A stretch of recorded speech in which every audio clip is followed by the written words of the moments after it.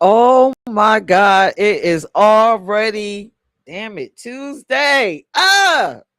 What happened to the weekend? I know what happened. The freaking time went up. And so everything is speeding forward. But hey, hello everyone. We are here. If this is your first time tuning in, my name is Pierce or Peach. I am the founder of I Am Me, and you are joining us for LGBTQ plus and Black, where we gets it all the way in. So before I just tell you what our topic is, please take a moment and share the live. Go wake up your homophobic friends. Tell them to tune in. Get your hubby up, get your girl up, your sis, whomever is around you, you get them up because we're about to talk about this dope ass topic that I think will be relatable to everyone. Um, Unlike the Valentine's Day edition, I heard that, we came so hard that people were kind of thrown off, but this one is more relatable and you will enjoy this. Um, so we are streaming it on multiple platforms, including mine. So if you are watching from my personal Peach ENT page, brace yourself. This has LGBTQ plus content. It's not graphic. It's for learning. It's a nonprofit show. So tonight's topic is why we leave. Why do LGBTQ plus people separate from family? It's not always y'all leaving us. Sometimes it's us leaving you. So I'm gonna bring on my panel. And panel, I want y'all to say hello, hello, hello. And Hello. every week, I remind everyone that the views that are shared here are all of our individual views.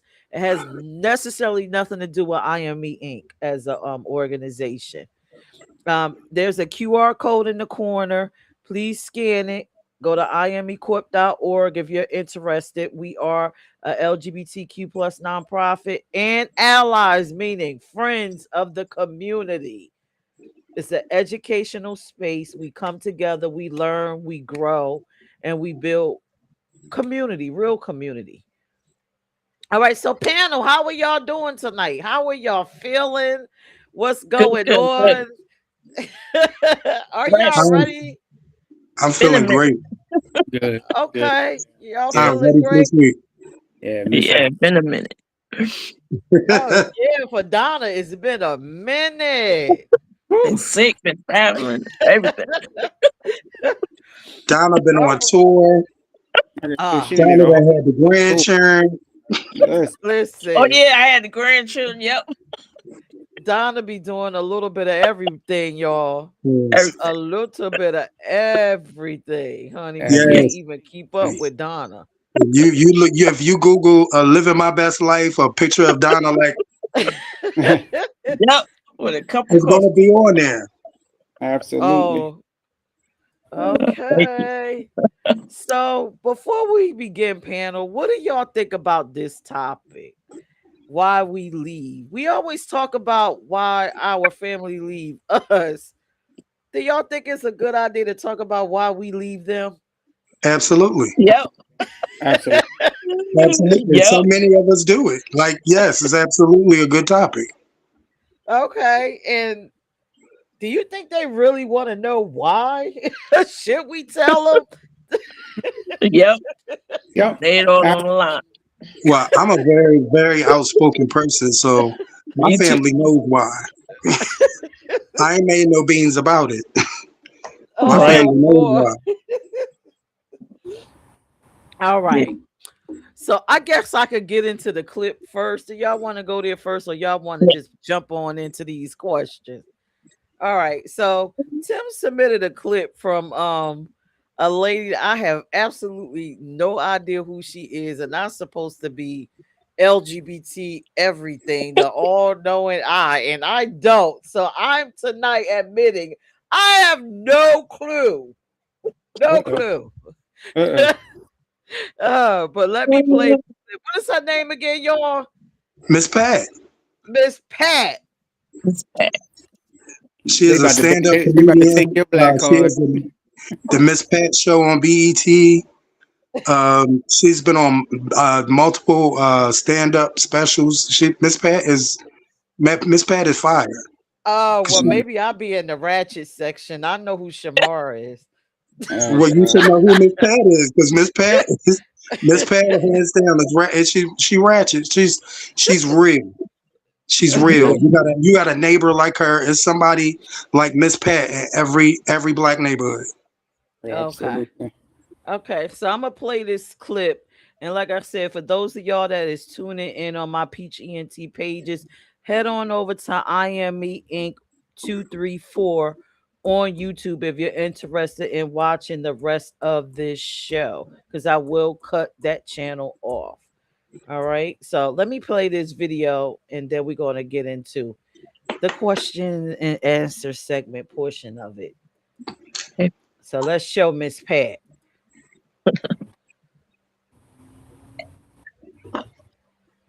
Hold on, Miss Pat. Let me play you. I would say this to parents, and I say this every night on stage.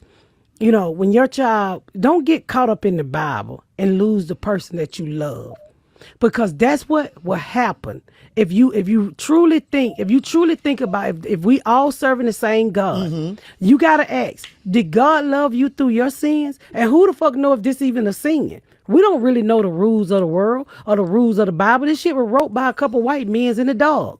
Who say they didn't get it wrong? We won't really know until we see if God is real and we one day in front of him. But until that day come, I say this to all parents. If your child is gay, then respect who they are and support who they are. Because a lot of time, you don't know what the fuck you're killing. You could be killing the fashion designer, a movie director. You could be killing the president. You don't know what you are killing when you got that child because of the sexuality that you don't like. That child gonna have to come back one day and maybe have to take care of you. But you sitting here because you say God don't love gay people. All them motherfucker had on white wigs back in the day. Some of them people with them wooden teeth and white wigs might be in heaven when you get there if heaven is real. So I say this to any parents that's listening and who think that their child is gay. 9 times out of 10, your child is gay. And from one gay parent to another, I will ask you to support who that child is. And instead of putting gasoline on that flower, water that flower so it can grow. Yep. And that's what I would say as a parent. Because as a black community, when it come down to sexuality and being gay, we probably some of the worst communities when it come down to that. You know, we taught the black man he can't cry, which he should be able to cry. We taught the black man he can't be gay, the black woman, you can't be happy, all of that bullshit. And as a community, when do it stop? When do we say as a parent, it's time to support who you are, not what I want you to be? I would say this to parents, and I say this every night on stage. All right, panel, what y'all think about that video? I'm gonna pull each one of y'all up, and y'all can tell me what y'all perspective is, what you took away from it, or your thoughts about it. All right, so I'm gonna go with Donna first, because you need to get back in the water, Donna. We ain't seen you.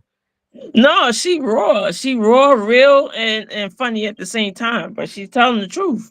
You know, especially with our community, we are our worst enemies when it comes to like especially with the men being gay.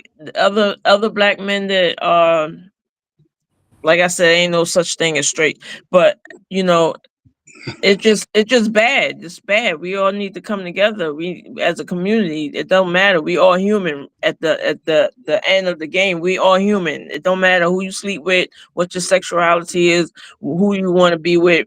We all human. We on this earth for one reason, to live and enjoy life. So she real. I like her.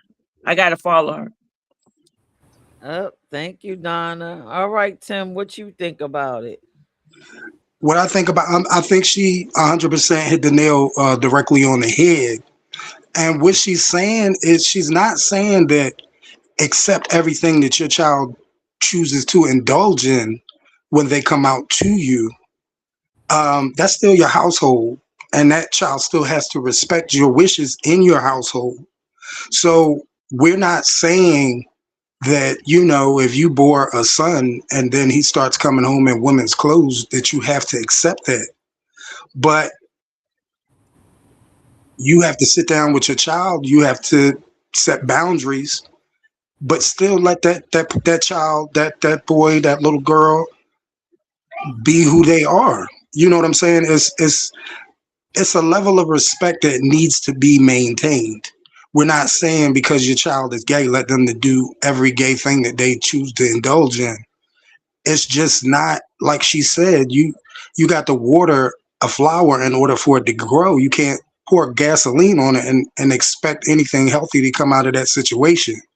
You also have to realize what your children have to endure every day out in the world.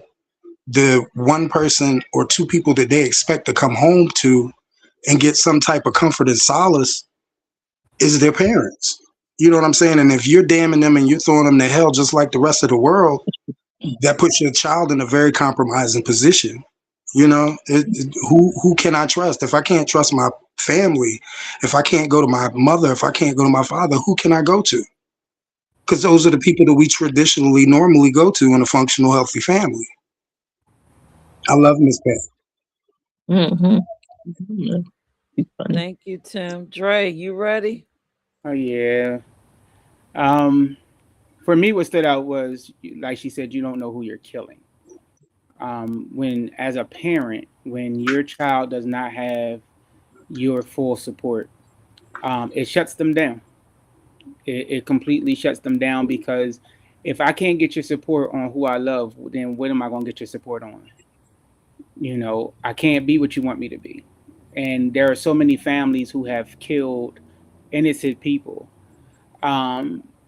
because they're not who they want them to be. They're not the son that wants to play ball. They're not the daughter who, likes double dutch. They are them unique individual selves, and they're themselves unapologetically. And so I feel that Miss Pat hit the nail on the head, and because she shares her testimony of how she had to learn the LGBTQ lifestyle, I support Miss Pat hands down. I love her shows. I love her stage presence, her comedy, because she tells real life stories through comedy to make people laugh. She shares her own business, what she's been through as an individual, but she's an ally that I feel we need in the LGBTQ community, because at the end of the day, she stands 10 toes down on whatever comes out her mouth. Oh, thank you, Dre. If you are watching, feel free to drop your questions in the comment section, and we are willing to answer. And at the end of the show, I will put the link in the chat if you're brave enough to come up here with us fabulous people, diverse people. But you got to come correct, because we're gonna chew you up. But I love the clip. So now I'm gonna have to become a Miss Pat fan. But I agree with everything everyone said. The only thing that I did not like, and it's not necessarily against her, it's just, the world in general. People cry. Everyone cry. To cry as a man is not a gay thing. To overly laugh as a man is not a gay thing. To be a masculine center woman is not a gay thing. You could be a straight tomboy. So I think we need to let go some of these gender roles, right? So that's the only thing. Stop assigning emotions to people's sexuality. I just don't like it. I don't like that portion. But yeah, but overall, I will be trying to find Miss Pat. Y'all done swayed me over to kind of check out Miss Pat. I get out the ratchet section looking at Shamar. Because I can't wait to see what he gonna say. I ran, but either way. Because we are the United States of America. And if you don't know, y'all, you know. Yeah, we not scared. And listen, and if you are heterosexual watching this, Shamar is not the entire LGBTQ plus experience. Please don't judge based off of that man. Please Oh, don't. mm-mm. All right, so let's get into these questions. And if you gotta cry, cry, because again, emotions here. This is a safe space, and in the audience, if you gotta cry, cry. So the first question is it selfish or dangerous for LGBTQ people to separate from family that doesn't accept them? Is it selfish or dangerous to just walk away? Now, at this moment, I'm gonna shut down some of these channels, get over to I Am Me Inc. 234 if you want to continue to watch. But yeah, is it selfish to walk away? I'm gonna go with Donna first. Is it selfish or dangerous to walk away? It could be both. I mean, in my situation, as far as like with I never knew my father, so I didn't have no father growing up. It was just my mom. She raised me and my brother. Um, but to be selfish and walk away because people don't respect who you are. Um, your your parents might not they won't deal with how you come out or come out to them. So sometimes you just have to like step aside and just say, hey, I gotta do what I gotta do best for me. So I don't think it's selfish or dangerous. I just think it's something that you have to do. I mean, why would you not live your life and come out and be you to satisfy other people? I just feel that I don't think it's dangerous. I mean, I don't think I think it's dangerous because some families do throw you out in the street and you got to fend for yourself. A lot of people are homeless, so that part might be dangerous because if you're on the street and you don't have no way to fend for yourself and you're a teenager and you don't have nobody to turn to. Most teenagers, they turn to prostitution, drugs, just then they look for gangs. There's just a lot of things that they do to not be in that situation with their parents. But selfish, you got to do what you got to do as a you have to do what you have to do to be yourself. You can't like just let other people rule your life and you do what they want you to do because they can't accept you. So I just think it could be both. To me, it could be both. Thank you, Donna. Hmm. Tim, you up next. Well, me personally, I don't think it's selfish. Um, After a while, you get tired of getting hit over the head with a bat, regardless what you do. Um, and you actually have to step out on your own to get away from that oppression. Dangerous, yes, I think it's very dangerous because with us already carrying the trauma that comes from the lack of acceptance from the people that we feel the most attachments to, the people that we feel that should support us. A lot of times when young LGBTQ people go out into the world, we don't realize that there are so many different forms of predators out here that are waiting for us. There are a lot of predators out here that are waiting on your kids when you toss them out in the street. And the direction that your kids go after that really depends on what groups of people that they attach themselves to when they get out there on their own.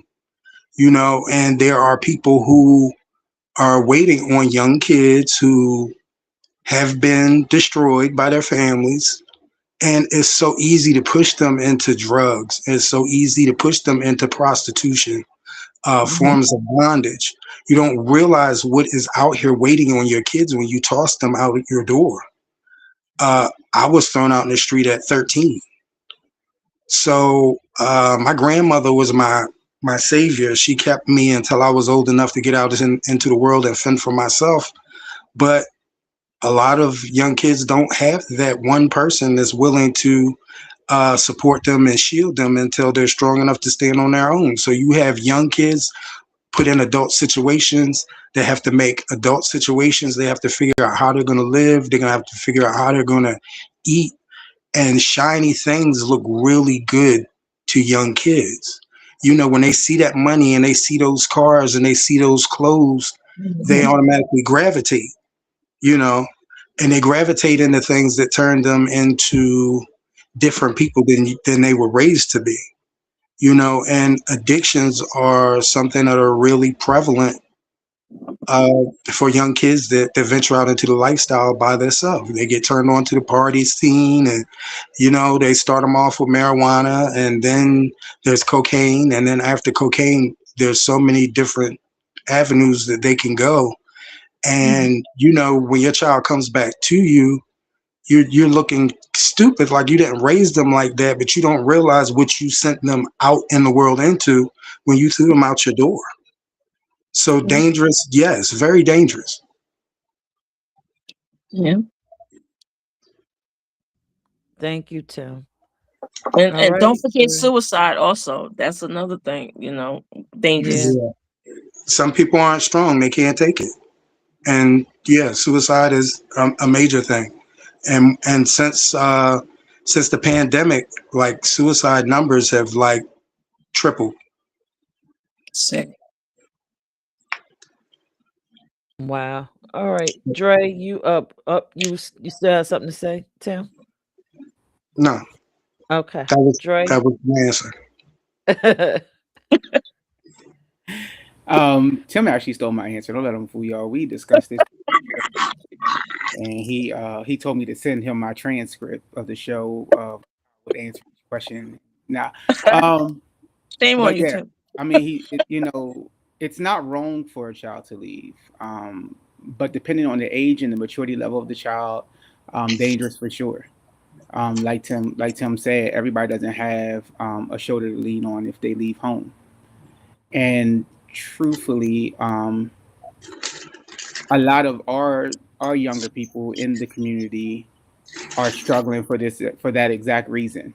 I don't get accepted at home. I'm disrespected consistently, and now I'm out here. And unfortunately, we don't have the gay houses like we used to, where you had the gay mom and the gay dad that actually did honor you and love you.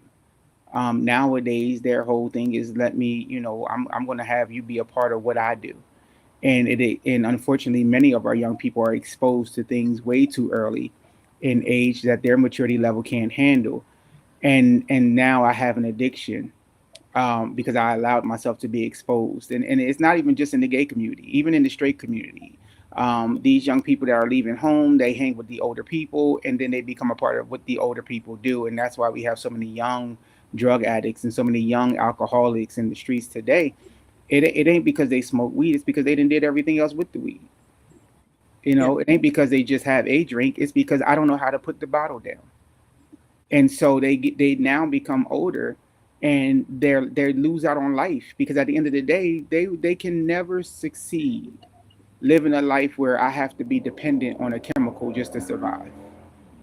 This chemical erases how I feel. I don't want to accept how I feel. I can't look in the mirror at myself. I can't honor who I am. I can't honor the good traits about me, because all I cannot survive without chemical dependency. Whether it be weed, whether it be alcohol, whether it be fentanyl, whether it be pills, e-pills, these things are running ragged, especially in our community, because all our people know is party, party, party, because it stops them from having to place that mirror in front of themselves and say, yo, I need to get my shit together because I've been doing this for too long. Yeah. Wow. Thank you, Dre. Yep. All right. So we still are on these multiple channels, and I will shut it off as it get juicy. So please head over to IME Inc. 234 on YouTube if you want to continue in this discussion. But I am going to answer this question and then click off channels and then go to the next one.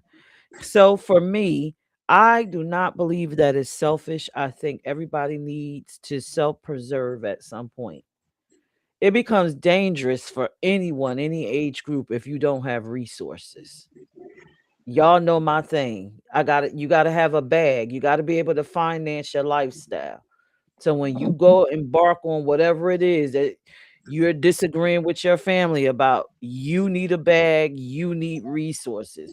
And if you don't have it, it's automatically dangerous. And then you go into survival mode, and then you go into door number 1, 2, 3, 4. And that door could lead to suicide, that door could lead to HIV, that door could lead into you getting harmed and raped, that door could possibly be positive when you run into a nonprofit like I Am Me that loves you. It's just so many scenarios that can happen when survival mode. You could be homeless. Anything can happen. So it's very dangerous.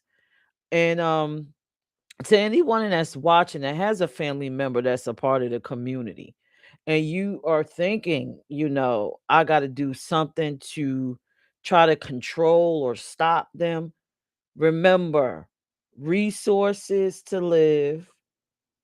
If you don't want them there, try to get them some resources. Have that much love in your heart and courage to stand up against everybody else that's against that person, to at least get them the resources to live, so they don't have to experience so many things that some LGBT people or us have to deal with, and it's a lot.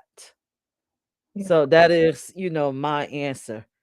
Yeah. Now, again, if you're watching, head over to IME Inc. 234.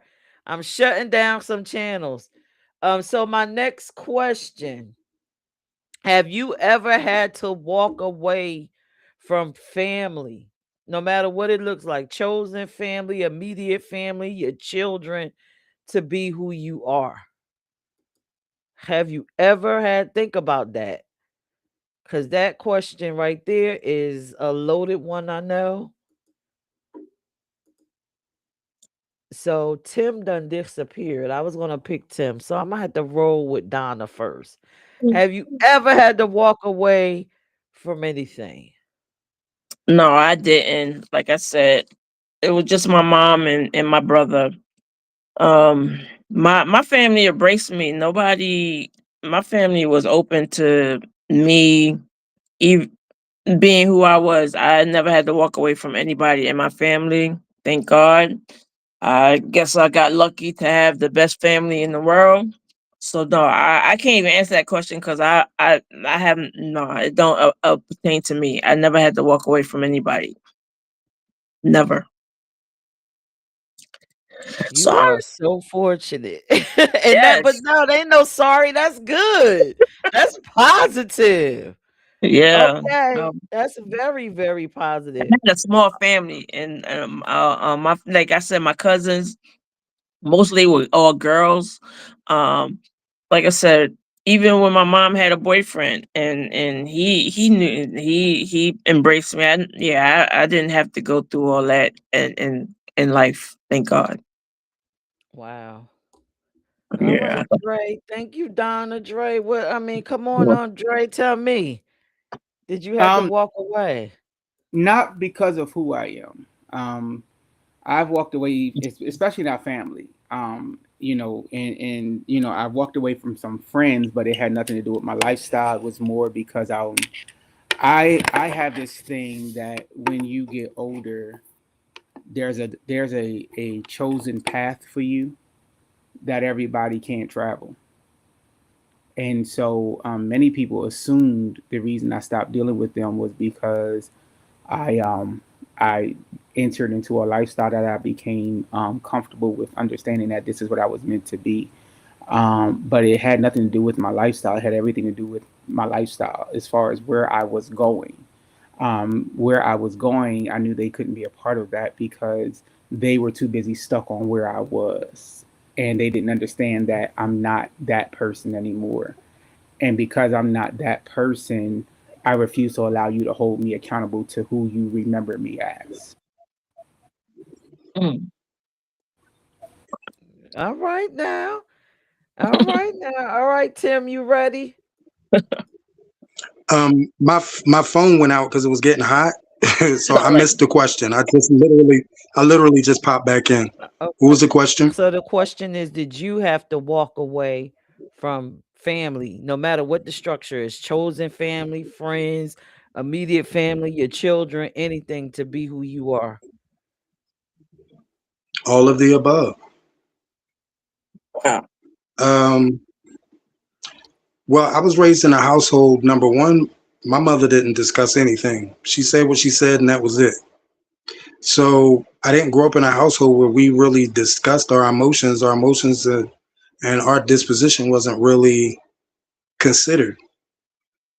Um, so and then I was the only male. So for me, my mother was extremely. She was really concerned about what everybody thought. She was really concerned about appearances and things of that nature. So I wasn't allowed to show anything that wasn't the stern masculine image.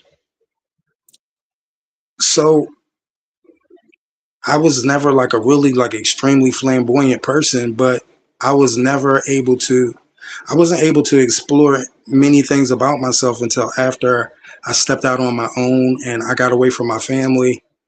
And when I got away from my family, like I moved to another state and started over. And it was good because I got a chance to heal from being constantly bombarded about who I should be, who I was allowed to be, what I was allowed to do, what I wasn't allowed to do. Nobody wanted to hear anything. It's just you were born a man, and this is what you're going to be, and this is who you are, and that's it. Had I not gotten away from my family, I wouldn't have got a chance to heal from those traumas. That constantly getting hit over the head with a bat over anything that's indifferent, it has an effect on you after a while.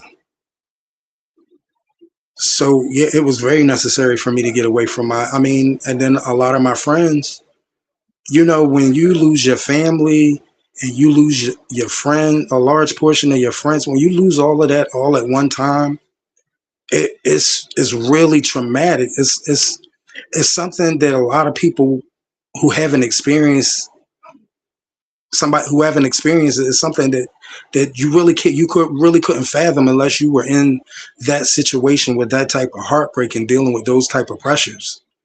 So I think I would have been a much different person if I never got away and got a chance to deal with the things that happened to me and heal from them and develop a life that was comfortable for me without the constant judgment, without the constant slurs and slanders, without the exclusion, without not wanting to be included, never being supported.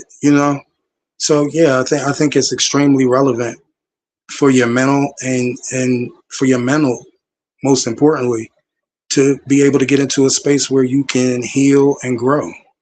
Because a lot of times in those family situations, you're demonized. Everything is wrong with you, and there are people around you doing much worse. But gay is the worst. Gay is the worst thing in black families. You can have a brother that's an addict, you can have a sister that's a prostitute.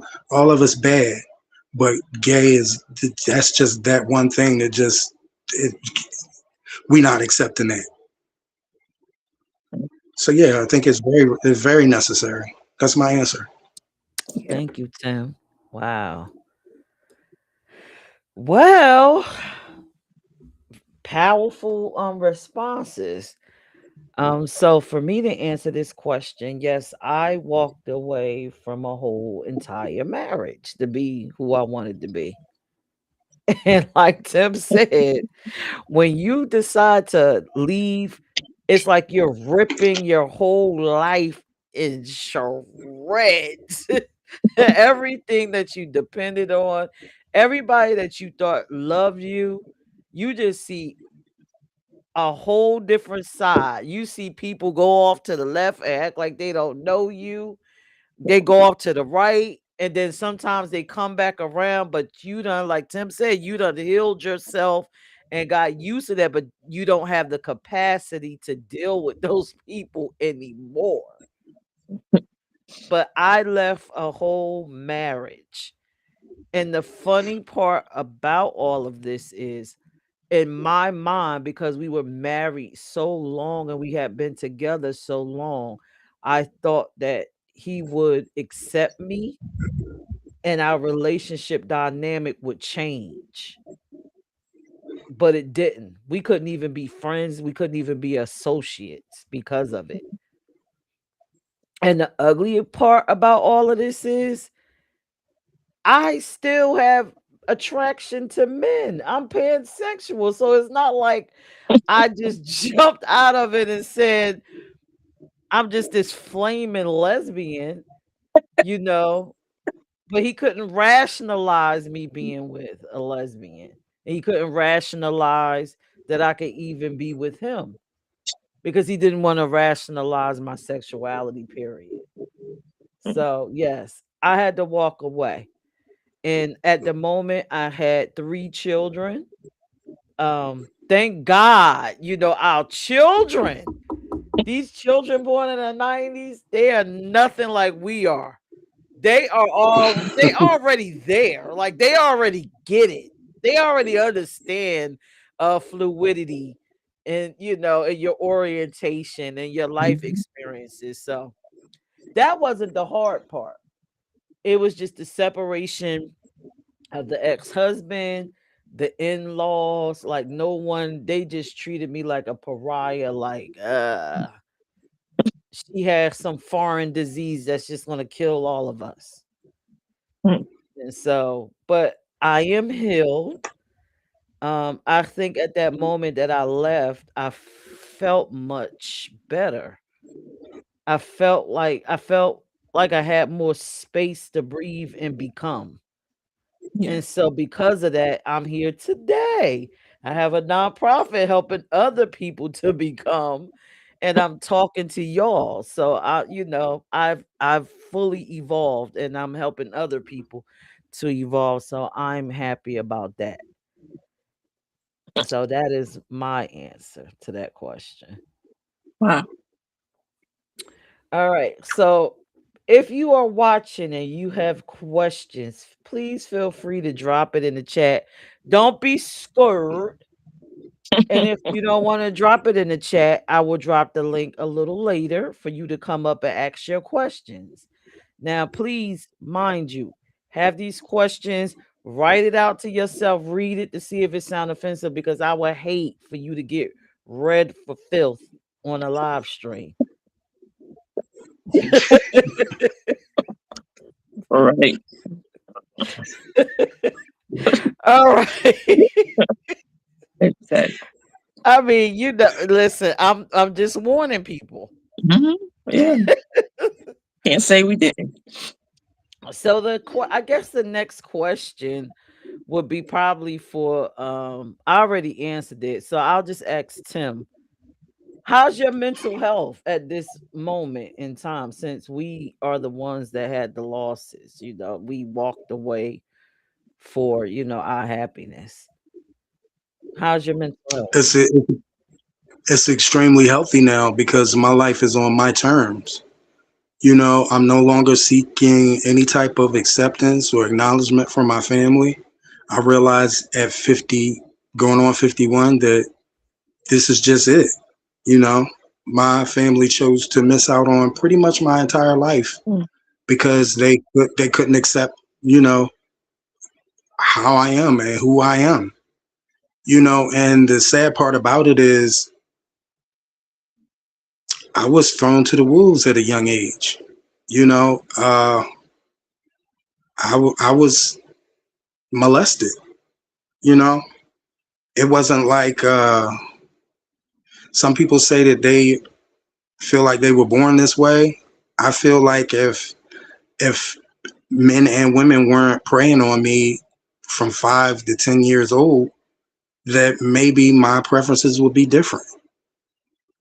I think when you introduce things into a child's mind and into a child's presence, long before that they're even geared to even be thinking about sex. I think it causes a disruption, and the pedophiles were protected and I was demonized. And that happens so frequently in Black families. They just don't want anybody to know. So you're taking a child that was a victim and then torturing them their entire life for things that you didn't protect them from. And that's normal. That's normal. And in all cultures, but Black culture especially, they will hide the predator and demonize the child. And that's sick and that's sad. That's my answer. Thank you, Tim. Donna and Dre, did y'all want to add on to that? I actually want to jump right here to the question that just came from a viewer. I have a teenager who mother and father have kicked him out because he came out. He's 17. What is the best advice or resources to give him? The best thing I can say is for him to get around people who love him. While I know that DFS and even sometimes social services will place you in a temporary environment, find you some people who love you for who you are and love you for who they know you can become. But also find you some people who are going to hold you accountable. Don't find your crew that's going to keep you tied up in a bunch of foolishness, because people will play on the fact that they know that while you're depressed, they can easily manipulate you.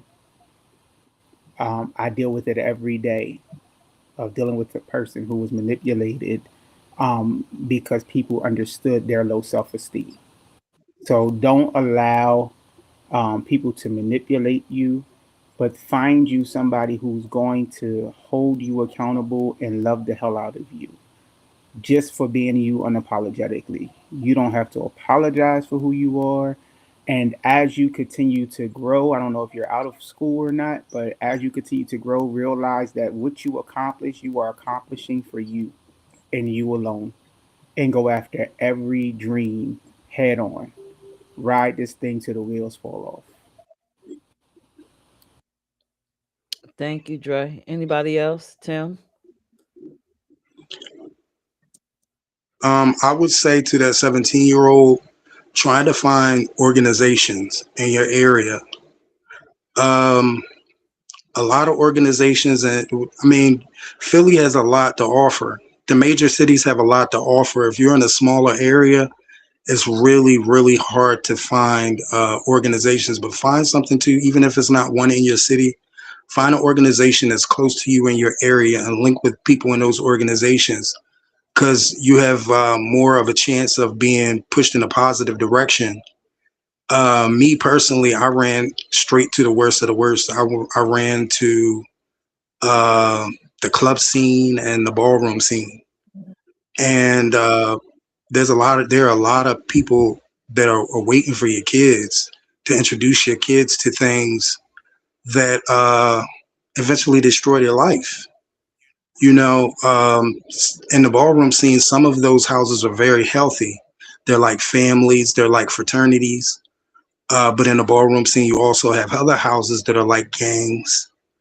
And those are more so the ones that will push the kids into drugs and then into prostitution and doing ads and things of that nature. And if that's how you choose to make it, I'm not saying that you're wrong. If that's where you feel you fit in the most, I'm not saying you're wrong. I'm just saying that you're putting yourself in harm's way a lot quicker. I know you want the camaraderie. You want to be around people that have experienced the same thing as you, people who have had the same traumas as you, because they understand.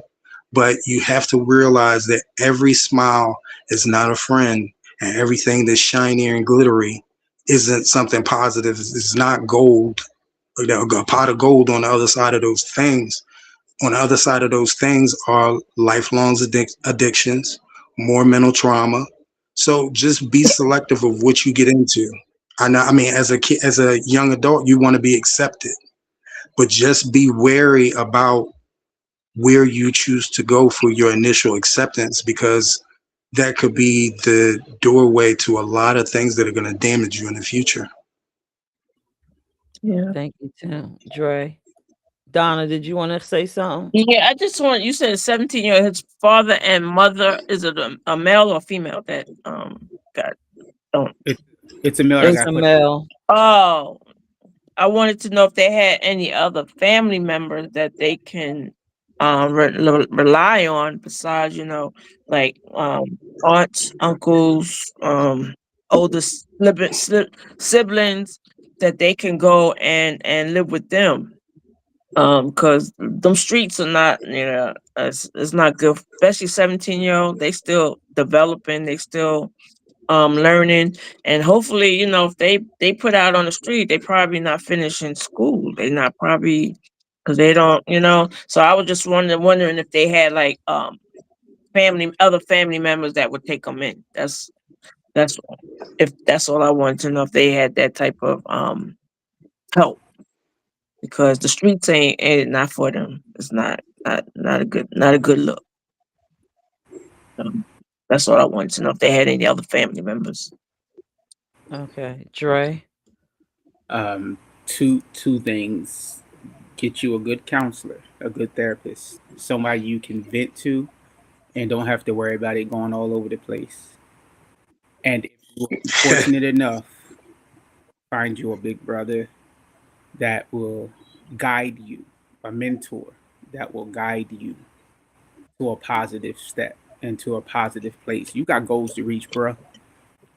And I don't want you to feel, and I don't know why I'm late. I'm being led this way, but I don't want you to feel like this is your fault. It's not your Never. fault. So you grab hold to your dreams. You grab hold to everything you said you're going to be, and just become it. Don't look back. If it's meant to be mended, it will be mended. And I'm telling you what I know. If it's meant to be mended, it will be mended. But you can't put your life on hold. You can't blame you, because that's going to put you in a position that you're gonna want to take yourself out. So get you someone to talk to, that you can vent to, that you don't have to stress about. Oh my God, how they gonna take it? Even when, like Donna said, reach out to some family, but be 100%. My mom and dad said I gotta go. Ooh, smack you. That's why I was led that way. My mom and dad said I had to go because they can't handle this about me. And that last comment, smack, I'm gonna leave it alone. I'm gonna leave it alone because I'm real strong about that atmosphere.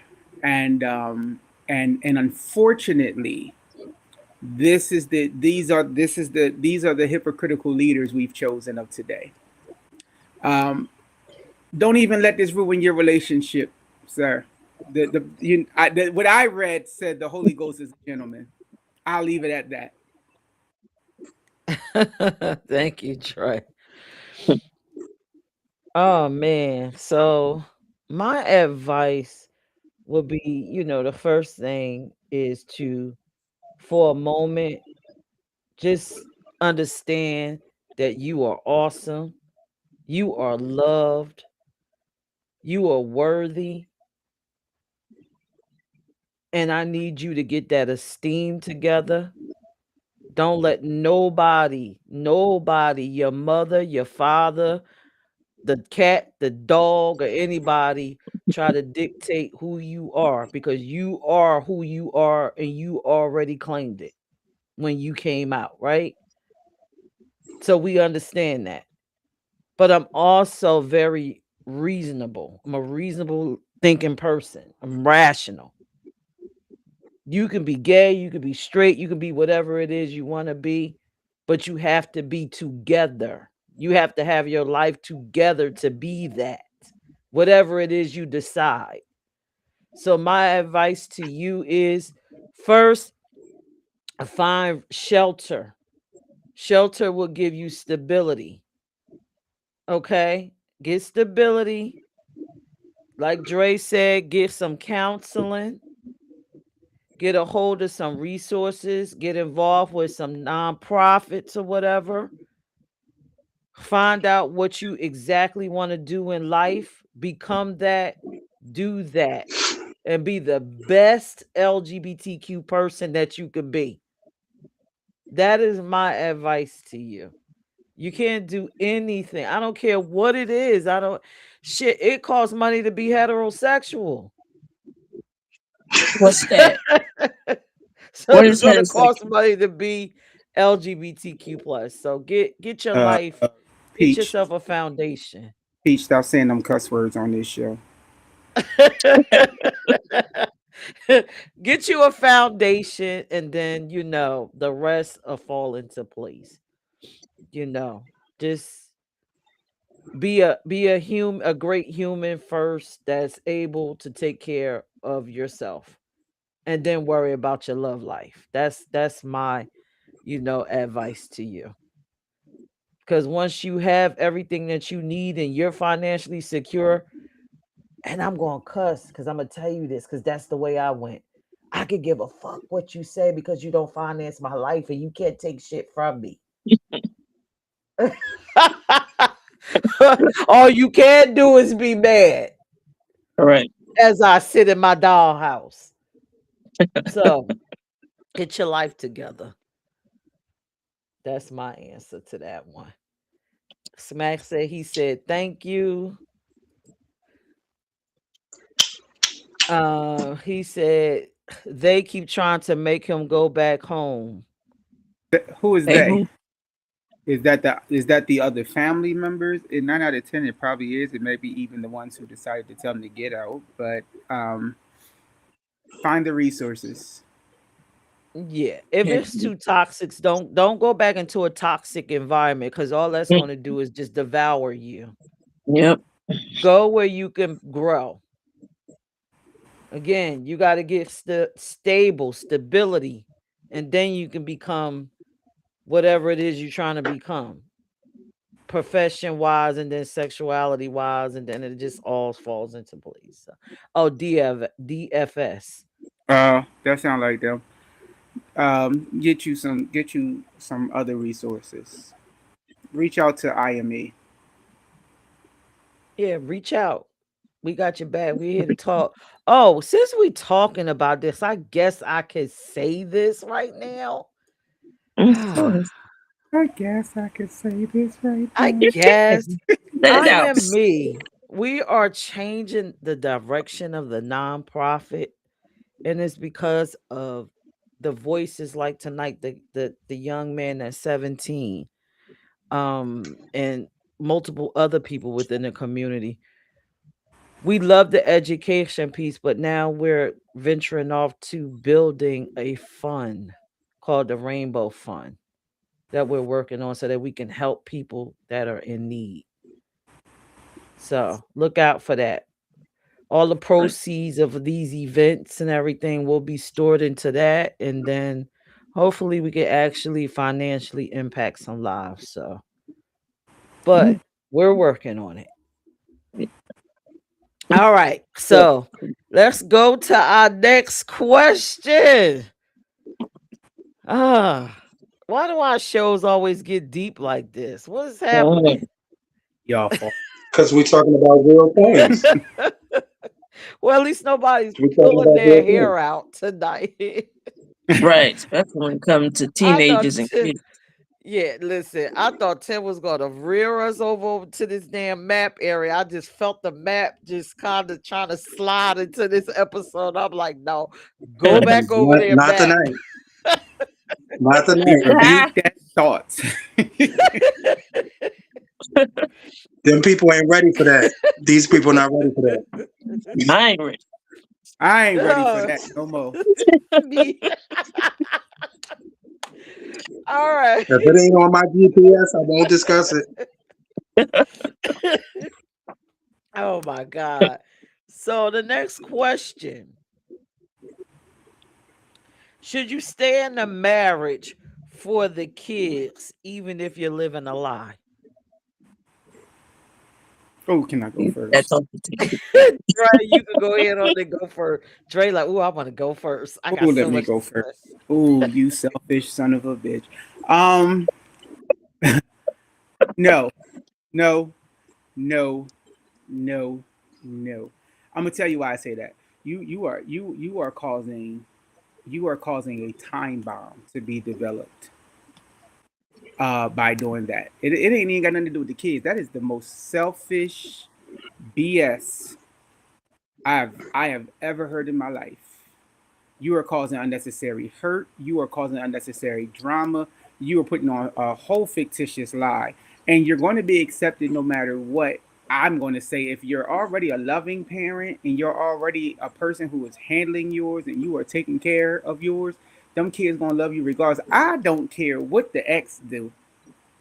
But for you to try to make something work and put this fictitious, fraudulent Bollywood scene on in your home is not only trifling, it is not only disrespectful, but it is doing your kids a disservice.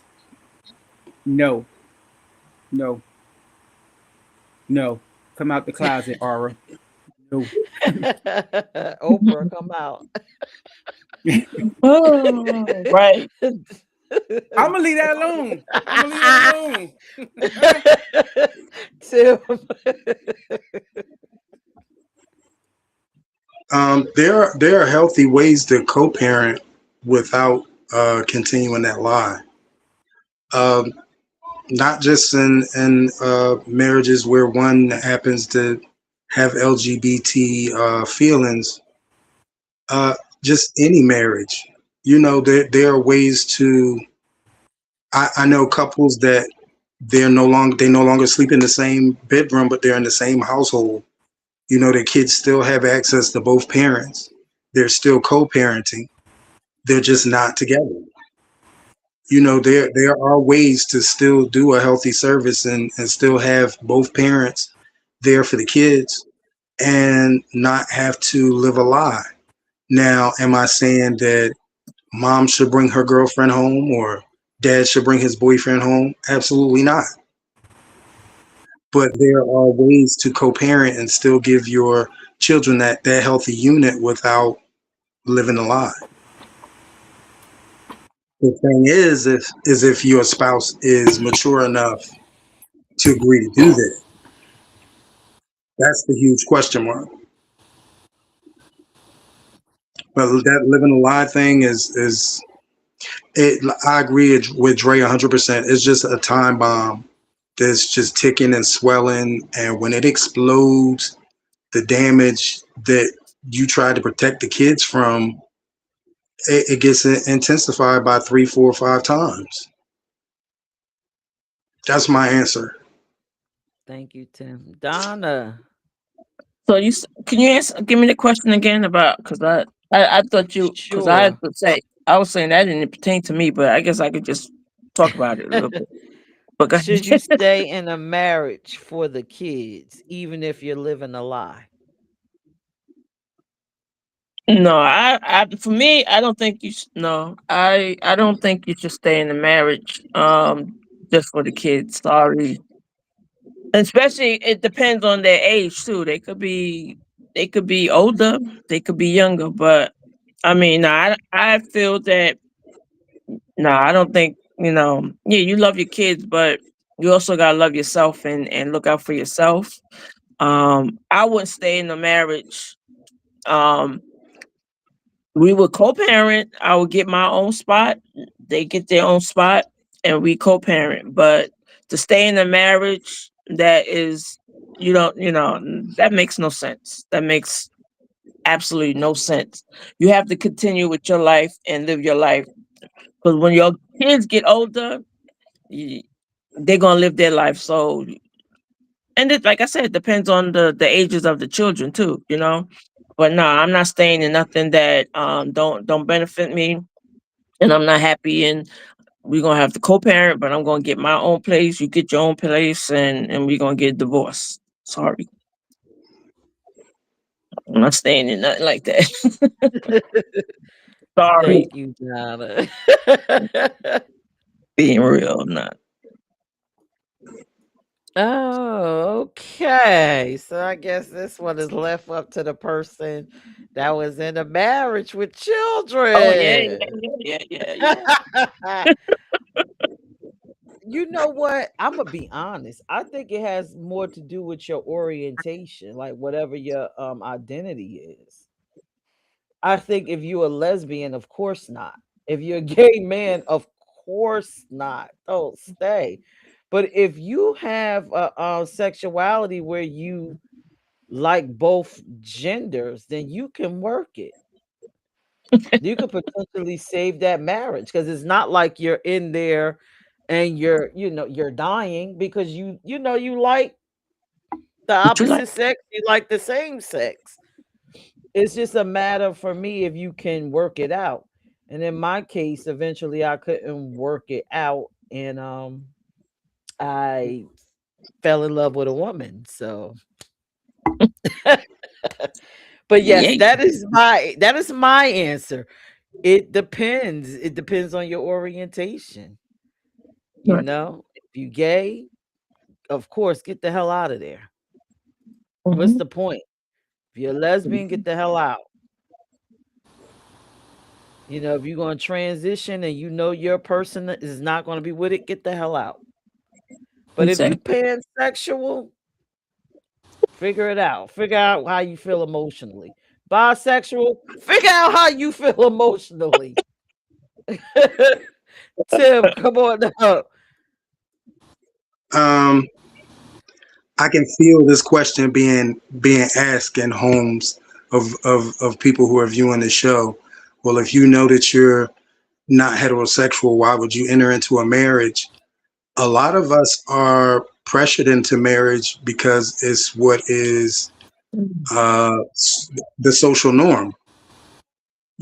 Some people get into marriages thinking that they can maintain, and as they get it further into that marriage, they realize that they can't do without the other thing, or they are living a lie because their life is incomplete without the other thing.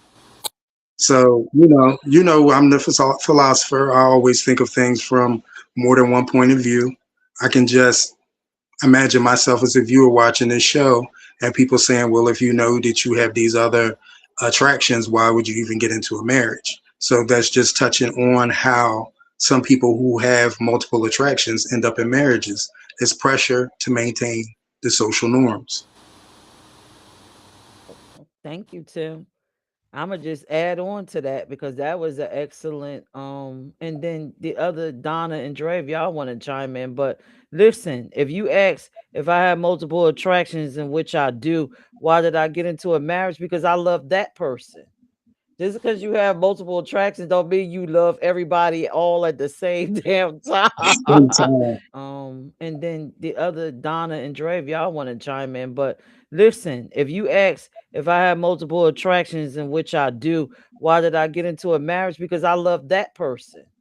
Just because you have multiple attractions don't mean you love everybody all at the same damn time. This woman, and it's about whoever I like the best. I like you the best. So I might love you more and want to get married to you. And then if we work out, it has absolutely nothing to do with my fucking my sexual preference. It has nothing to do with that.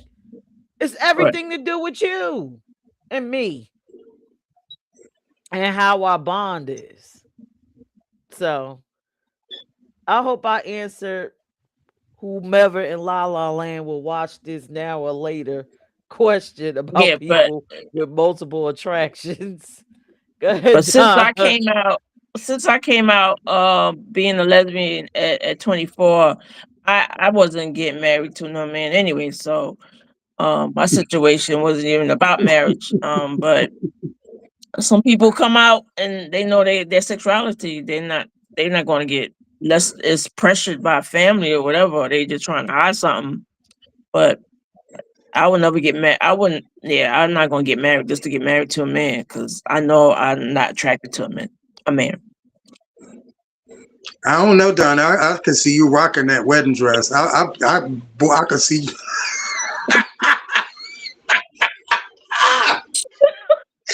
I'm sorry. It better be the color purple too.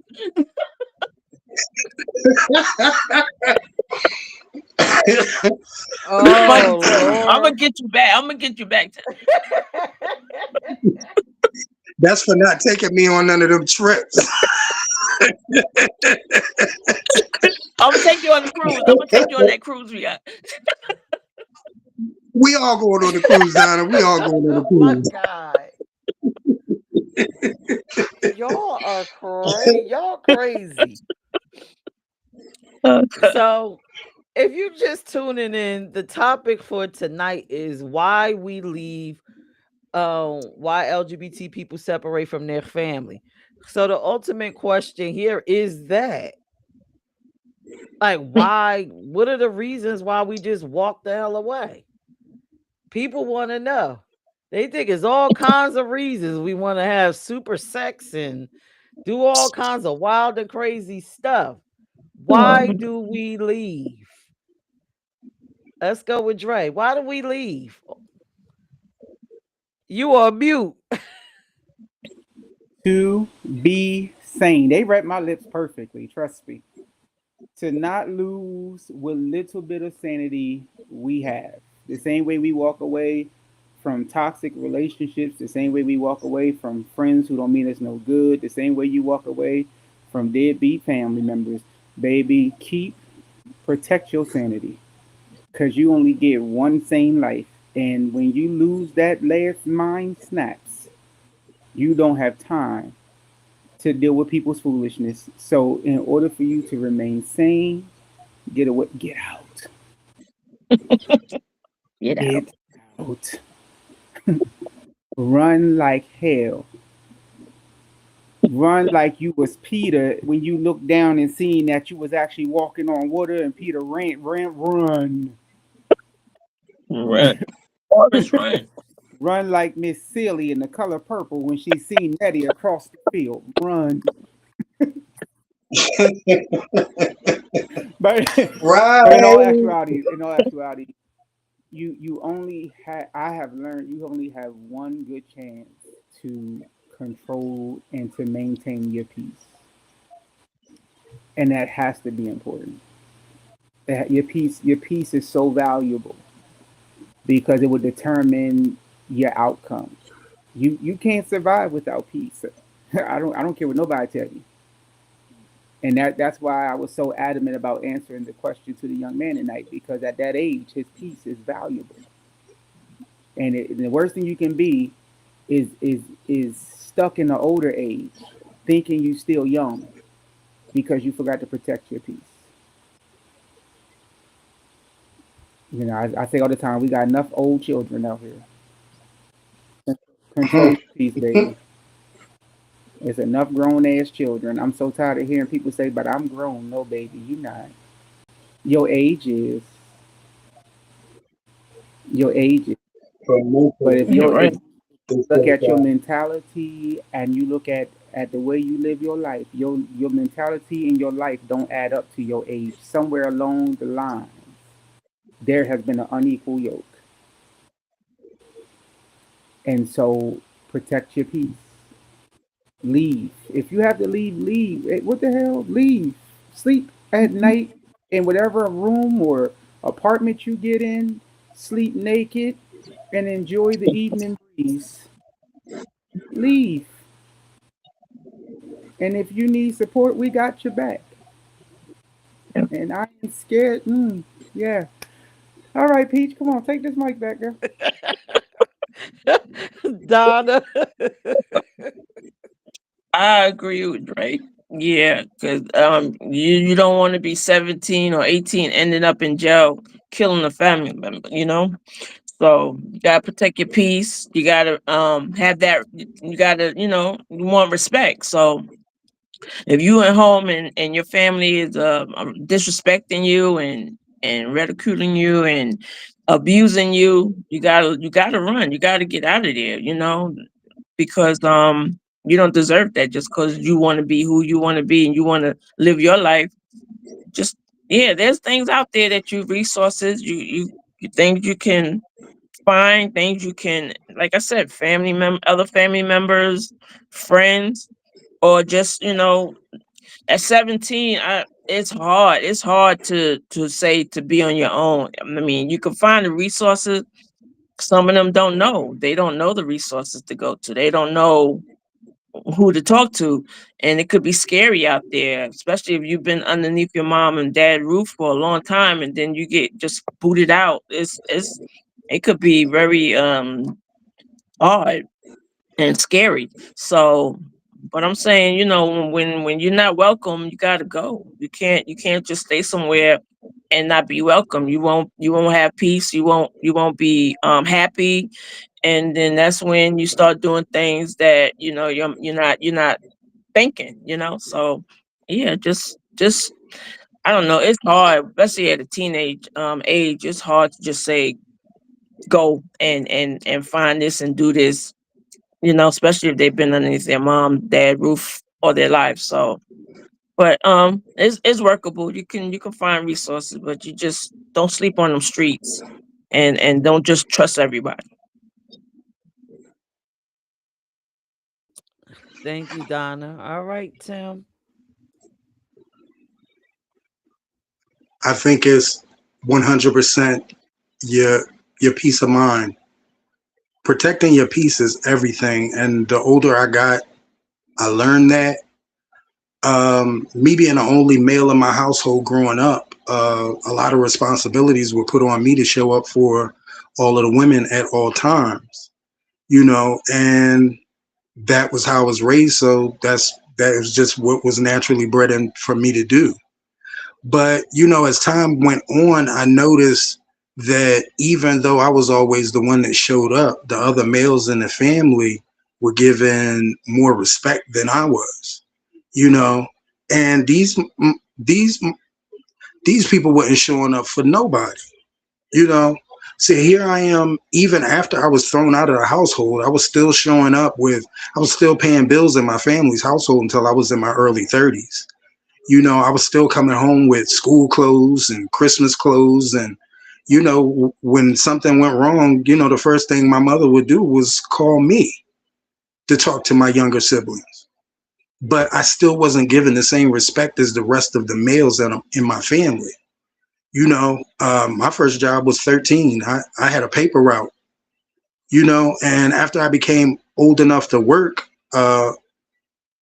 I pretty much fended for myself. My grandmother gave me a place to live. And yes, my grandmother would do anything for me, but she never had to because I was already on top of my shit. 15, 16, I was traveling state to state, So by the time I got my first apartment when I was at that time in Maryland, you could get an apartment when you were 3 months before your 18th birthday. You legally could get an apartment of your own in your own name. Once I got my first apartment, that opened the world to me. I realized that I could fend for myself, and as much as I wanted my family, I didn't need my family. So the next thing for me to do was to move to another state. And then I moved to another state. And it seemed like the further I got away from my family, the better my life was, the more peaceful my life was. And my life became my own for the first time in my life, because I spent most of my teen years fending for my family, So I think getting out the right way, thank God that I had somebody in my life that held me up while I was preparing to get out there on my own. But had it not been for my grandmother, I just would have been ass out at 13. And a 13-year-old in the streets trying to figure out life is not a good thing. I got into a lot of bad things. I was just the smarter of my crew that never got caught doing the things that I was doing. So by the time I was 17, 18, I'd stepped away from all the illegal stuff. And, I was ready to move on and fend for myself. But so many young people don't get those opportunities to prepare. It's just like 1 minute you're in a semi-safe environment with food and shelter, and then the next minute you're out on the street trying to figure out how you're going to live. It's adults out here that still haven't figured out how to take care of themselves and how to live. Can you imagine how terrifying that is for a 13, 14, 15, 16-year-old child to be tossed out in the streets when everything had been provided for them prior to that, just because of how they are? How our families treat us as gay people is so similar to how Caucasians treat us for being black. And our families discriminate against us the same way that racists and the Ku Klux Klan discriminates against black-skinned people. And they don't see any error in that. They don't see any flaw in that. And those of us who grew up in small areas, because I grew up in Salisbury, Maryland, and that is a racist little hole. Wow. That is a racist little hole. And to have to deal with your family, the rejection from being gay, then living in a racist environment where everything is set up to hold you back. And in smaller areas, the racism isn't as disguised as well as it is in larger cities. Right. So yeah, it's absolutely peace of mind to get out on your own and to get away from that abuse and to get away from that trauma. And the sad part about it is our families don't feel like they're abusing us, and our families don't feel like they're traumatizing us when they really are. Most of the damage that happens to us happens at home before we even get out into the streets. So yeah, it's definitely for peace of mind. Yeah, and also the mother and fathers, they'll go to church and praise God while their child is on the street fending for themselves. Picture that. When you decide to lay down and open your legs or thrust your manhood, when you bear a child, that is a lifelong commitment. It's not just until you get tired. Exactly. It's your job to find a way. Just like I said previously, accepting your child does not mean letting your child come into your household and do any and everything. That's not what accepting your child and supporting your child is. Not throwing your child to the woods, not abusing your child mentally more than anybody else in this world. That's what that means. Some of y'all destroy your kids before your kids even know who they are. Mm-hmm. And it just makes them right for the picking when you throw them out in this world. When you throw them out in the door, you are throwing them to the wolves. And then you are so upset about how they come back home. Yeah, a Hunger Games. And it's something wrong with them. No, it's something wrong with you for doing that to your child. It's something wrong with you for giving up on your child. It's something wrong with you for torturing your child. Mm-hmm. Because you can't disrespect gay out of a person. You can't. That's my answer. Yeah. Ooh. That was a lot. Yes. Just to add on to what you said, Tim, that was absolutely awesome. But I think parents get it confused. It's your job to mold us into great human beings. It's not your job to dictate who we are. Exactly. You got to know the difference. As long as we're great, we're doing the right thing, and we're still able to wake up in our own skin and look in the mirror and say, this is me, this is who I am, and I'm proud of me, then you did an awesome job. Everything else is everything else, man. I don't get it. But to answer the question why we leave, I agree with everybody up here. Um, Peace of mind, mental health, but I would like to add to that exploration. We got to get away from you and your rigid thoughts about what couples should look like. Social norms, a man and a woman and a man. for us to just get out, explore, and see exactly who we are and what we like.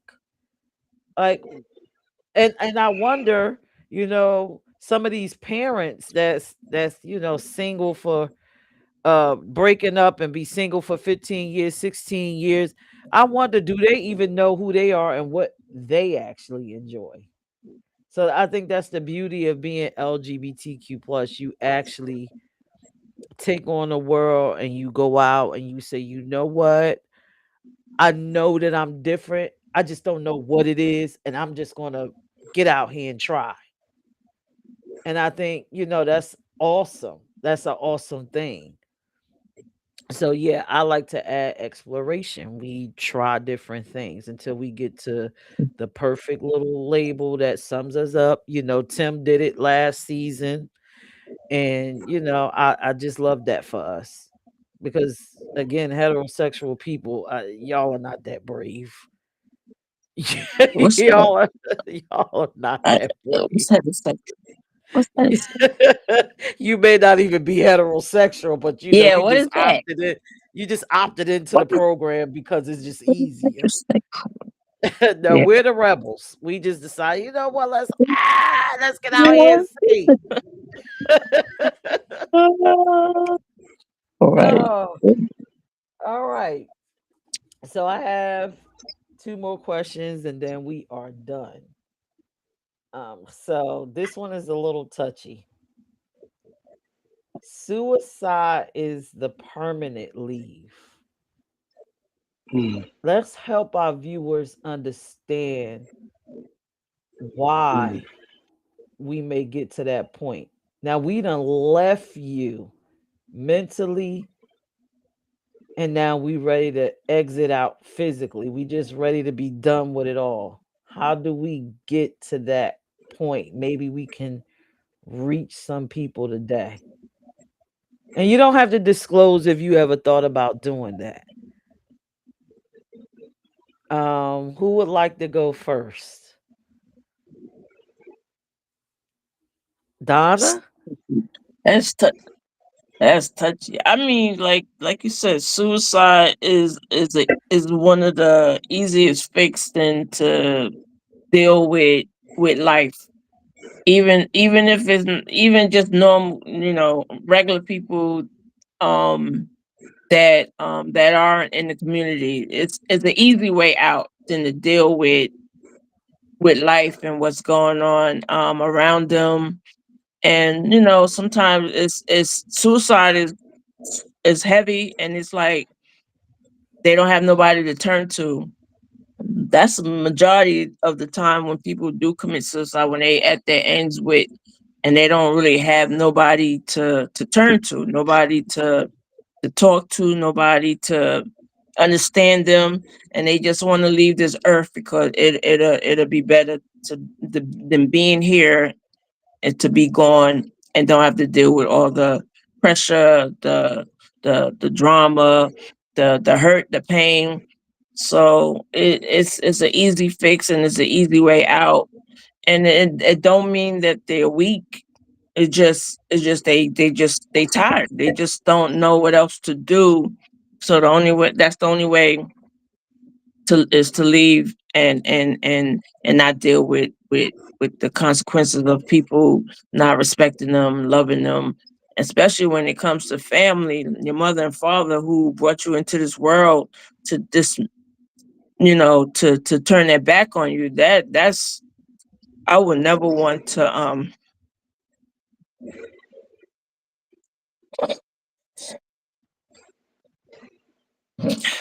I would never want to have to deal with that. I never had to, but I know there's people out there that have to, and I know it'd be the hardest thing for them. That's it. Thank you, Donna. Anybody else want to take this one on?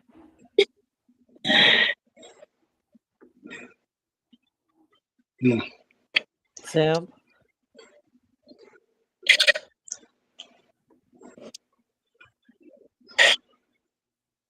Or did Donna just say it for us? No, I have something to add.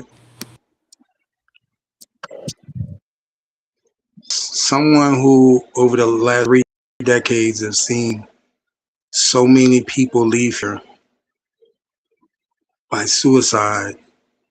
I think it's something that really bombards our lifestyle because there are those that leave their family's household, and when they step into the lifestyle, they expect all of these, they expect all of this acceptance, and it doesn't always work out that way. You know, some people pick the wrong door or the wrong option, meaning they surround themselves with the wrong people, and instead of life becoming more clear, life becomes more heavy. um Me, as a young man, I was curious about religion. So I didn't just read. I was brought up in a Christian household, but I had family members that were Muslim, and I had family members that were Jehovah's Witnesses. And in all three of those religions, it said the same thing regarding suicide. The reward for suicide is eternal hell's fire. And that terrified me so much that suicide was never an option for me, because regardless what earthbound pain that you endure, eternal hell's fire is much worse. But yet we have so many people who, they just get pushed to that point where they feel like no one loves me, no one accepts me, I'm a failure. Maybe it'll be better for me to not be here. And their belief is that that's the end of the pain. And my reading may be wrong. These religions may be wrong, but from my reading and studying, worse suffering wasn't an option for me.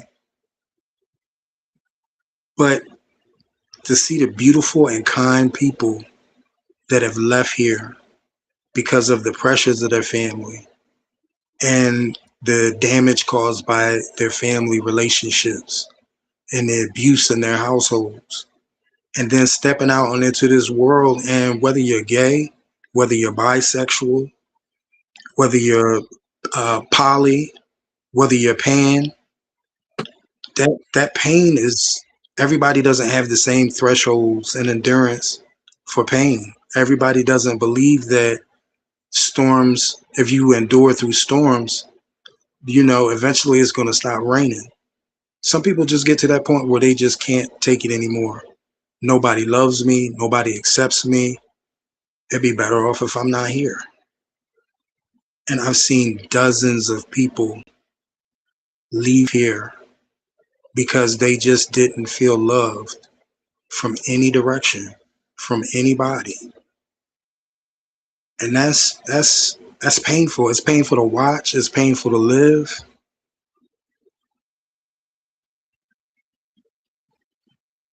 It wasn't an option for me because of my beliefs, but there are so many people that have left here believing that the pain will be over. And that's sad. That's painful. Just to think about some of the types of people that are left here, and when you see so many pieces of shit still walking around, and these beautiful people are gone because no one will give them the benefit, no one will give them the shadow of the doubt. No one was brave enough to step out of the family and say, if nobody's going to love you, I'm going to love you. That's my answer. Thank you, Tim. You ready, Andre? I am. Um, I'm gonna play devil's advocate. Some people make life difficult to love them, and so for those people, this ain't for you. But for the ones, because if I heard the question correctly, Peach said, "What do you say to the person who is contemplating suicide?" Tim taught something right there. If you commit suicide, your pain will not end, but you will commit. I don't care what belief you have. I don't care if you're Buddhist, Muslim, Hinduism, atheist, Wiccan, Christian. If you commit suicide, you commit your soul to eternal pain, eternal conflict. That's what damnation is. But there's hope in the midst of your pain. Paul said, I'm cast down, but not destroyed. David said, weeping may endure for a night, but joy comes in the morning. Yeah. Paul said, I reckon that the suffering of this present time can't be compared to the glory which shall be revealed. There is word and there is hope. The joy, the hymn writer picked it up. The joy that I have, the world didn't give it to me, and the world can't take it away. There is more in you. Why? Because the word says you're more than a conqueror. So you were built, you were created to go through hell. You were created to endure pain. You were created how? Because in the Bible, it says in the book of Genesis that man who was born of a woman shall surely die, but his days shall be filled with misery. Why? Because we were sinful from nature in the beginning, but there's hope to your story. There is hope to your pain. There is, and for some folks, let me be honest with you, it starts with you making the decision to change your ways. Many of us that are going through hell go through hell because we want to be whatever it is in our mindset that we are, but it wasn't who we were chosen to be. And one thing for certain, the two is for sure. Please understand that the same God who was a jealous God in Genesis was the same God who was a jealous God in Revelation. Even in Surah, it says the same exact thing, is that you have experienced a creator who wants your life to be patterned in what he governed it to be. I didn't mean to go here tonight, Peach, but you asked me. So what do we say to these things? If God be for us, who can be against us? You got to find what it is in yourself that makes you get up every morning and say, I can make this. Stop perpetrating a fraud. Stop acting like everything is okay. If you know you need help, get the help that you need. Don't keep destroying your life. Don't keep saying, well, the hell with it. And whatever gonna happen, baby. If you want to keep playing with the devil, in hell, you will lift up your eyes. But when you are going through and you have no other way and no other idea of which way to turn, and when it feels like everybody has stabbed you in the back, and when it feels like you can't pick up the phone to call nobody, I challenge you, get down on your knees and talk to the friend who sticks closer than a brother. He will never fail you. He will never turn his back on you. He will never destroy you, and he will tell you which way to go. The problem is, if you're going to come to him, you need to be prepared to listen, because David said, if you're going to pray, don't worry, and if you're going to worry, don't pray. But if you're going to turn from your wicked ways, you got to be okay with understanding it has to be a new direction. It has to be a new flow. And sometimes that flow is cutting off what has held you back. Many of us are too in tune with being sucked dry. And it's time for us to understand that that season is over. I don't know who's watching tonight. I don't know who this is for, but I can promise you one thing, baby. When you are tired of crying your last tear, you will turn your life to God. You'll say, you know what? I don't even know who you are, but since you created me, you deal with this. You handle this, and then let it go. And watch what God does.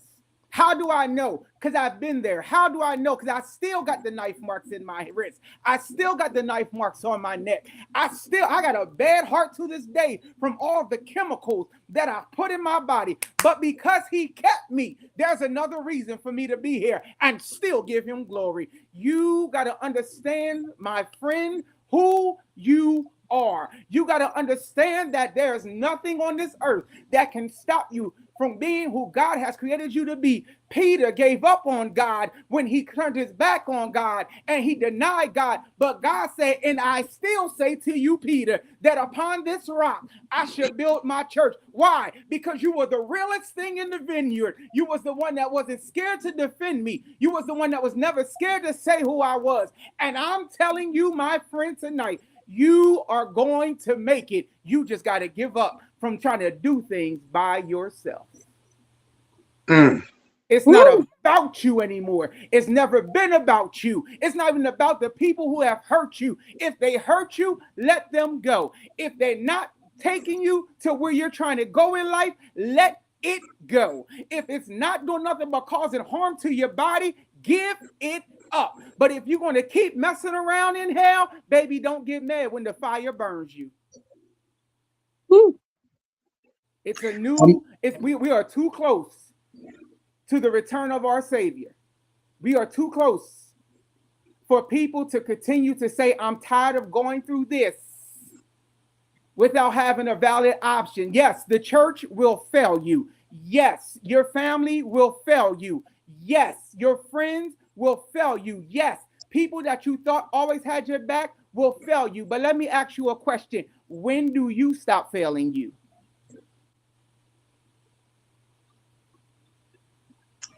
I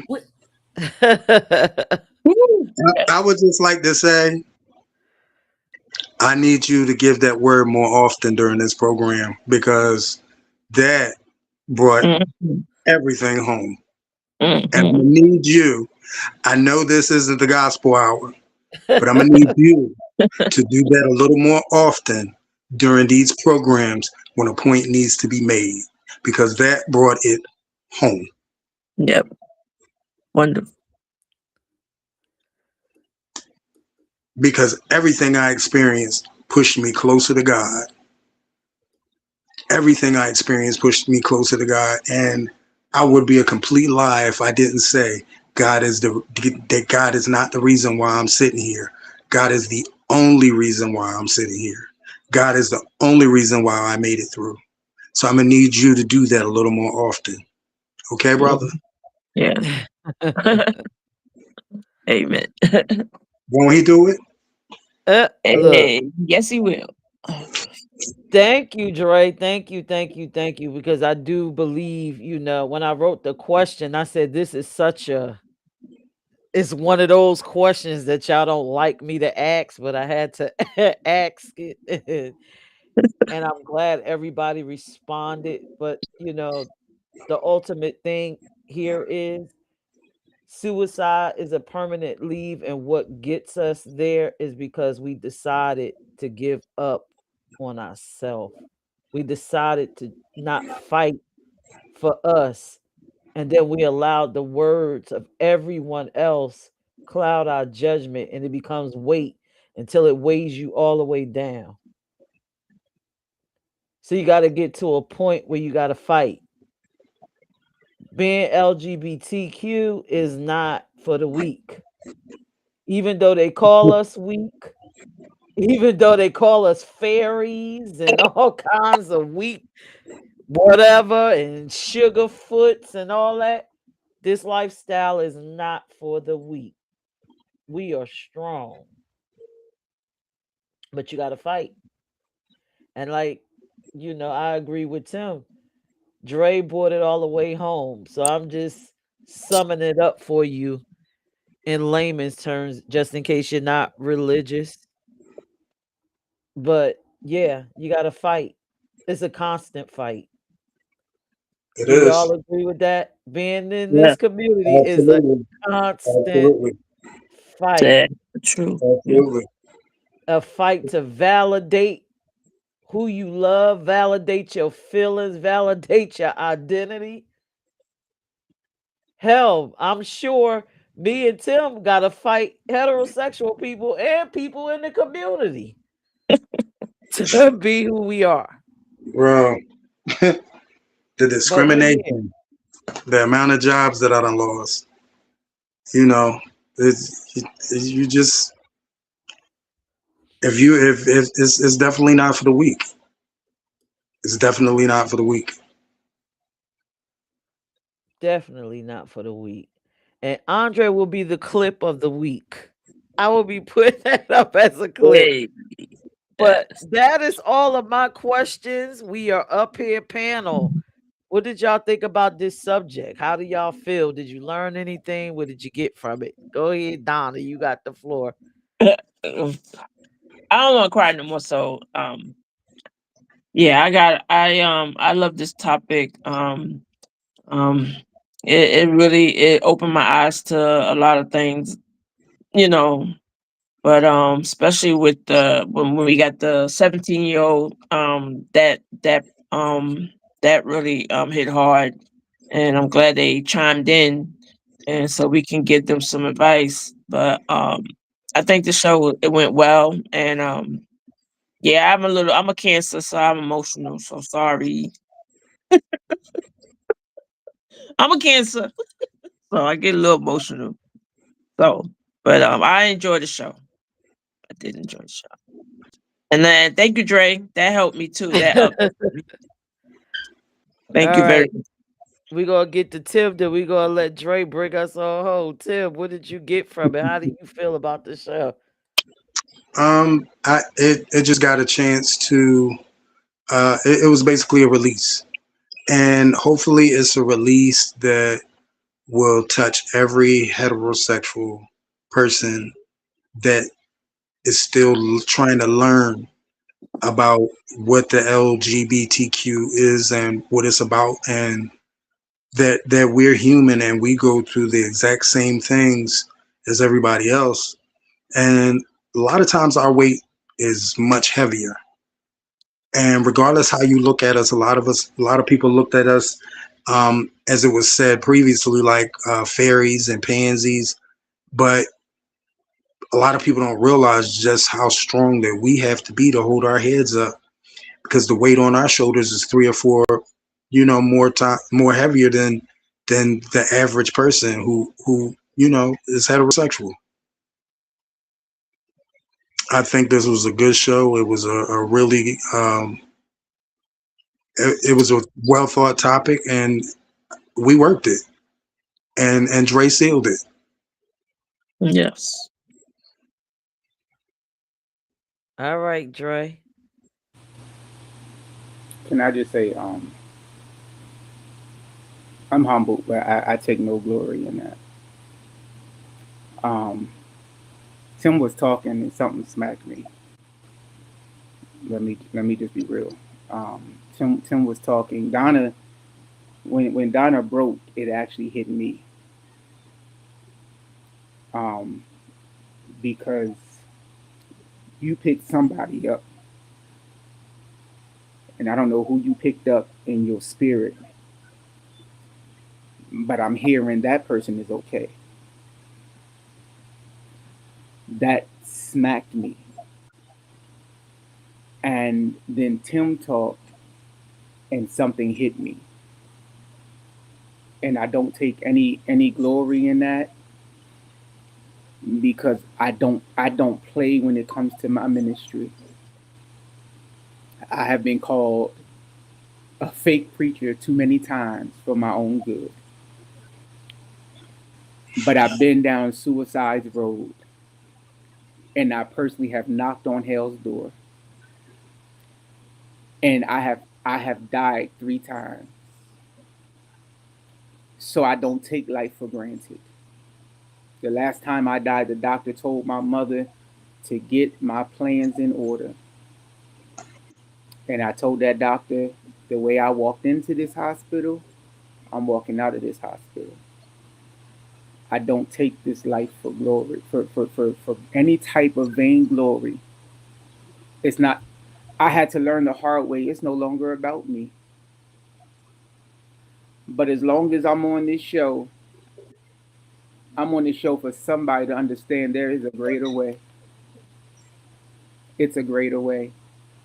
And if you've never prayed before, just pray tonight. Just talk to him. It don't gotta look a certain way. You ain't gotta sound a certain way. You ain't gotta hook and hat and hit all through your prayer.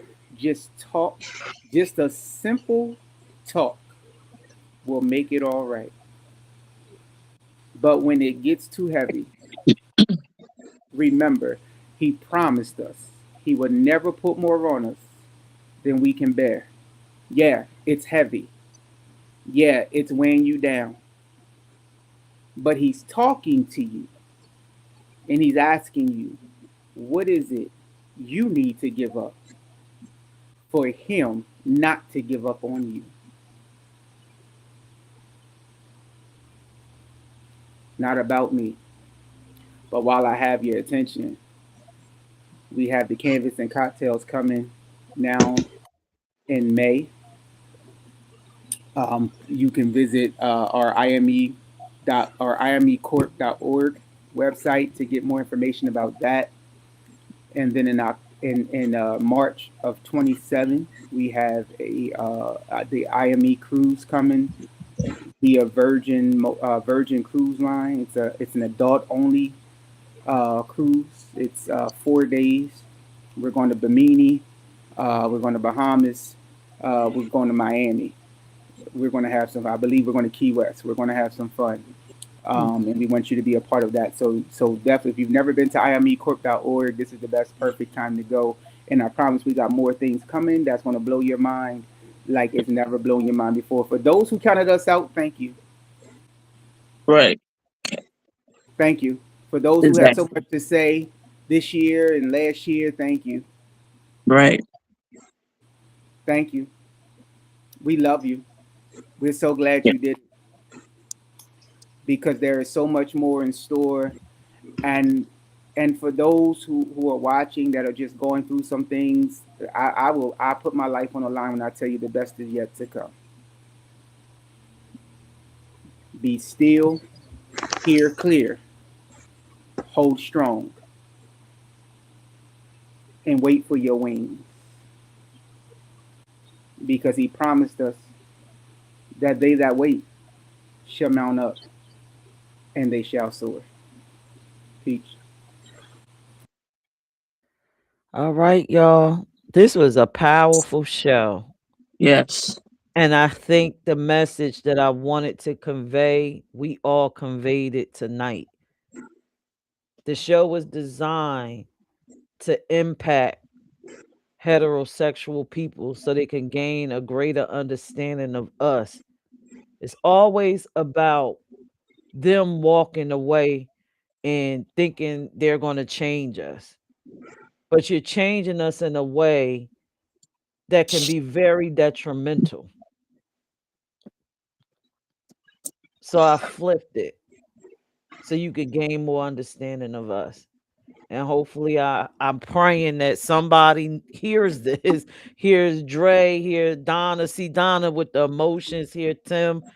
And if you have a child or a loved one that you just can't accept, I hope tonight that you choose to change your perspective.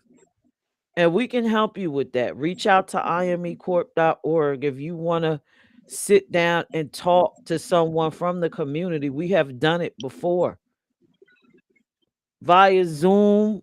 I'm willing to even pay for a space for you to sit down and talk to gain some understanding.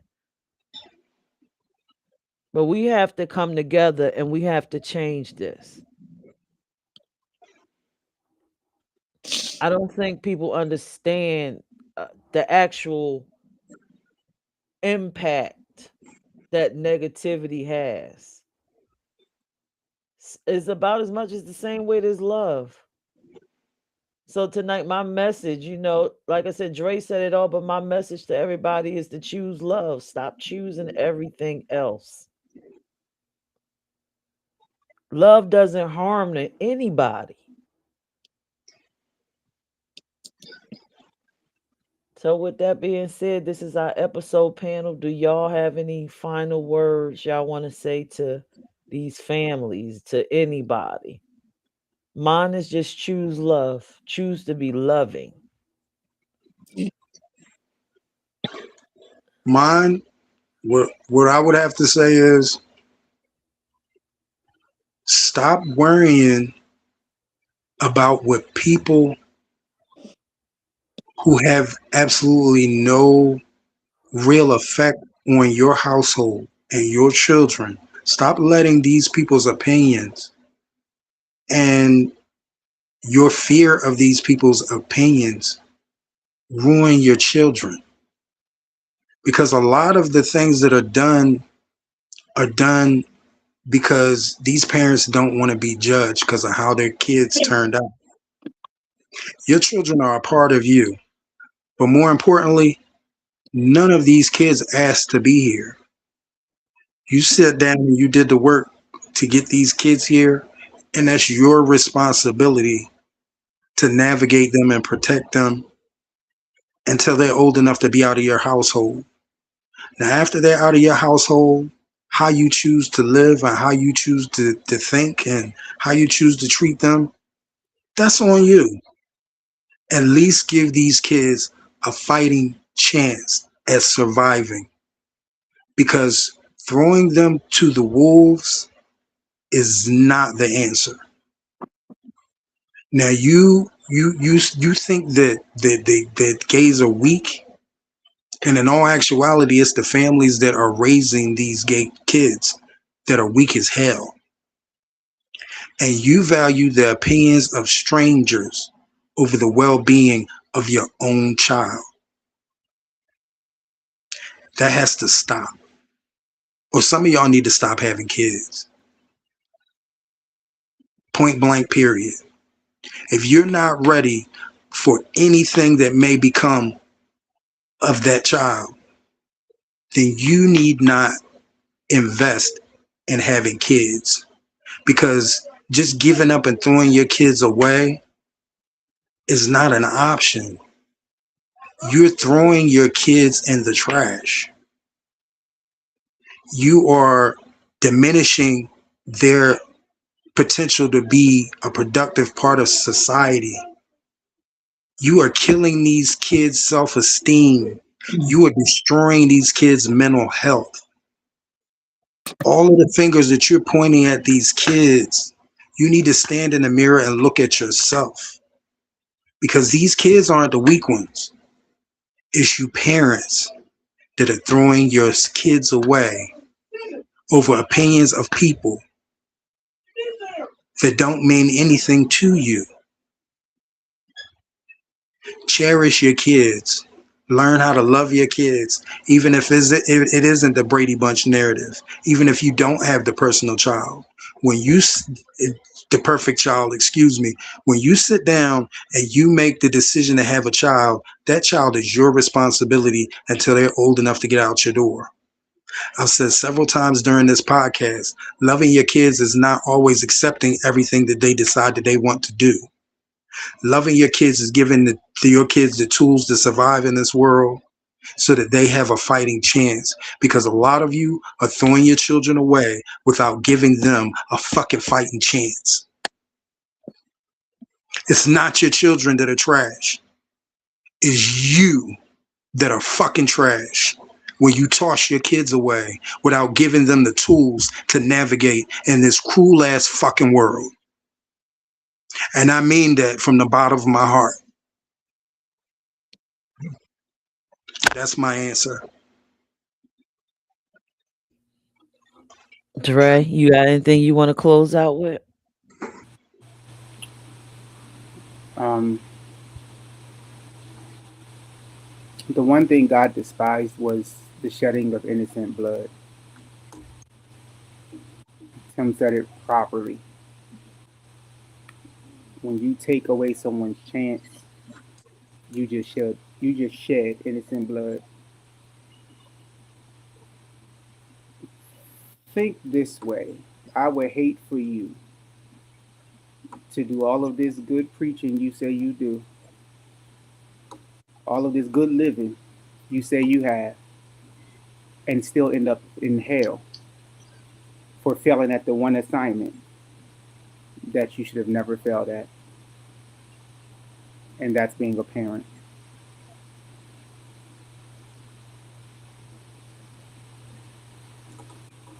All right. All right, y'all. So let's wave off to our viewers and let them know we'll see them next Tuesday at 8 p.m. if you decide to come back, because we said a lot tonight. And love your If you can't kids. stand the heat, And, get out the kitchen. and yeah, and that myth of us all gay people, we are pedophiles. That's a myth. We're not. Oh Lord. We are not. That's Down, why y'all act like when your children say down. they're gay, that they are going to be like that to maybe the children in the house. We're not. No, it's more them other ones that are more pedophile than we are. We are loving and caring. We don't want to harm children, and we don't want to. Nah, we're not like that. So stop thinking like that. That's why you want to throw your kids out the house. Ooh. No, don't do that. Love your child until they old enough to take care of themselves. Right. Woo! That's all I can say.